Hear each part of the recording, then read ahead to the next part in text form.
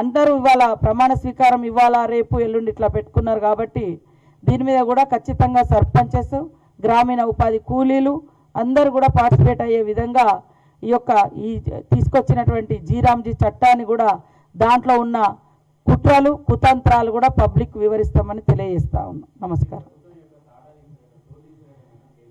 సరే, అది వేరే, ఆ తోలు తీసినప్పుడు చూద్దాం. కానీ ఇప్పుడైతే ఉపాధి హామీ చట్టము కేంద్ర ప్రభుత్వం పరిధిలో వచ్చిన చట్టం, కేంద్రమే 100% భరించే చట్టం ఆనాడు తీసుకొచ్చింది.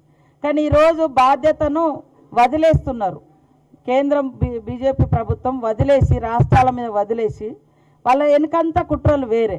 కాబట్టి ఇందాక మీరు అన్నట్టుగా గత ప్రభుత్వం ఉపాధి హామీ చట్టం మీద ఎప్పుడు కూడా వాళ్ళు సమీక్షలు చేయలేదు. ఇలా పేదల గురించి కాదు, వాళ్ళ అధికారం కోసమే వాళ్ళు మాట్లాడుతున్నారు. ఇప్పుడు ప్రతిపక్షం ఉన్నా అధికార పక్షం ఉన్నా ప్రజలలో ఉండేటోళ్ళు ప్రజానాయకులు. మేము అధికారం ఇస్తేనే బయటకు వస్తాం, అధికారం లేకుంటే బయటికి రామనేటోళ్ళు ప్రజల నాయకులు ఎట్లయితారో మీరు ఆలోచించండి.